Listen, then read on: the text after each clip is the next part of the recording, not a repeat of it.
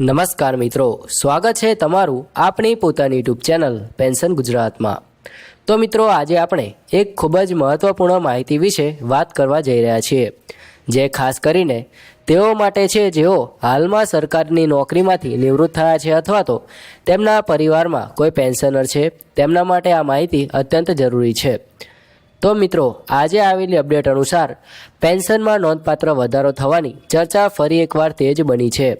આથી સમગ્ર માહિતી ધ્યાનપૂર્વક અંત સુધી સાંભળજો, જેથી તમે દરેક મુદ્દો સ્પષ્ટ રીતે સમજી શકો। પરંતુ મિત્રો, માહિતી મેળવતા પહેલાં જો તમે અમારી ચેનલ પર નવા હોય તો આ ચેનલને જરૂરથી સબસ્ક્રાઈબ કરી લેજો, કારણ કે આ ચેનલ પર અમે દરરોજ પેન્શનર તેમજ સરકારી કર્મચારીઓને લગતી તમામ માહિતી લાવતા રહીએ છીએ। તો સૌથી પહેલાં વાત કરીએ ડીએ મર્જર અને 8મા પગાર પંચની। તો મિત્રો, ડિસેમ્બર મહિનાની શરૂઆતથી જ 8મા પગાર પંચ અંગેની ચર્ચાઓ જોરશોરથી ચાલી રહી છે। ઘણા કર્મચારીઓ વચ્ચે એવી અટકણો ફેલાઈ રહી હતી કે મોંઘવારી ભથ્થું એટલે કે ડીએને મૂળ પગાર સાથે મર્જ કરી શકાય। જો કે હવે સરકારના તાજેતરના સ્પષ્ટીકરણ પછી આ સંપૂર્ણ રીતે ખોટું સાબિત થયું છે। સરકારે સાપેક્ષ શબ્દોમાં કહી દીધું છે કે હાલ ડીએ અને ડીઆરને મૂળ પગારમાં મર્જ કરવાની કોઈ યોજના નથી। સરકારના પ્રતિભાવ પ્રમાણે ડીએ ડીઆર મર્જર થવાથી પગાર માળખામાં મોટો ફેરફાર આવી શકે છે, પરંતુ હાલના તબક્કે એવો કોઈ નિર્ણય નથી। મંત્રાલયનો અભિપ્રાય છે કે આ મુદ્દે પહેલાં ઘણીવાર ખોટી અફવાઓ ફેલાઈ રહી છે અને દર વખતે સરકારે તેને નકારી કાઢ્યું છે। કર્મચારીઓએ આવા સમાચાર પરથી ભ્રમમાં ન રહેવું જોઈએ। હાલમાં સરકારી કર્મચારીઓ અને પેન્શનરોને 58% ડીએ ડીઆર મળી રહ્યું છે અને તેમની સમયાંતરે સમીક્ષા ચાલુ રહેશે।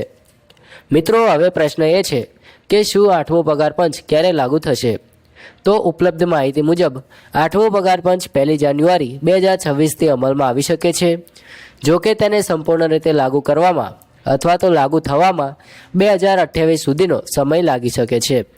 આ વિલંબને કારણે કર્મચારીઓ અને નિવૃત્ત કર્મચારીઓના મનમાં મૂંઝવણ છે કે આગામી પગાર પંચ લાગુ થાય ત્યાં સુધી શું ડીએમાં વધારો ચાલુ રહેશે? તો મિત્રો, મંત્રાલય મુજબ ડીએ વધારાનો નિયમિત ચક્ર ચાલુ રહેશે અને ફુગાવાના આધારે સમયાંતરે વધારો આપવામાં આવશે। 2016માં 7મો પગાર પંચ લાગુ થતાં જ કર્મચારી સંગઠનો ડીએ અને ડીઆરના મર્જરની માંગ કરી રહી છે। તેમનું કહેવું છે કે વધતા ફુગાવાને કારણે ડીએનો બોજ વધી રહ્યો છે અને જો ડીએને મૂળ પગાર સાથે મર્જ કરવામાં આવે તો પગાર વધારાના કારણે લાખો કર્મચારીઓ અને પેન્શનરોને લાભ મળી શકે છે।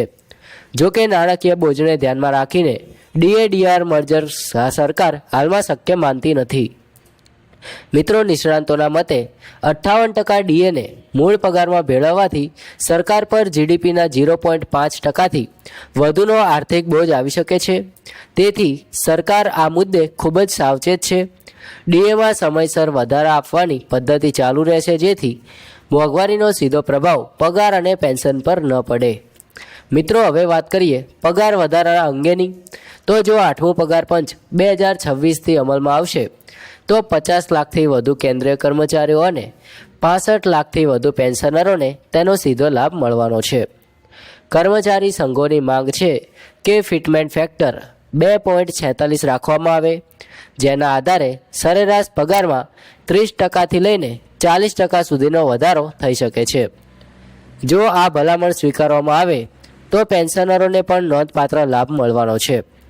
આ તમામ મુદ્દાઓને આધારે કહી શકાય કે ડીએ મર્જર વિશે ફેલાવવામાં આવતી અફવાઓને સરકારે પણ સ્પષ્ટપણે નકારી કાઢી છે, પરંતુ 8મો પગાર પંચ કર્મચારીઓ અને પેન્શનરો માટે ઘણું મહત્વનું અને ફાયદાકારક અને લાભદાયક સાબિત થઈ શકે છે।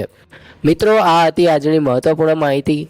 જો તમને ઉપયોગી લાગી હોય તો જરૂરથી ઉપયોગમાં લેજો અને નવી માહિતી સાથે જોડાયેલા રહેજો। ફરી મળીશું આવી જ માહિતી સાથે। ત્યાં સુધી જય હિન્દ, વંદે માતરમ।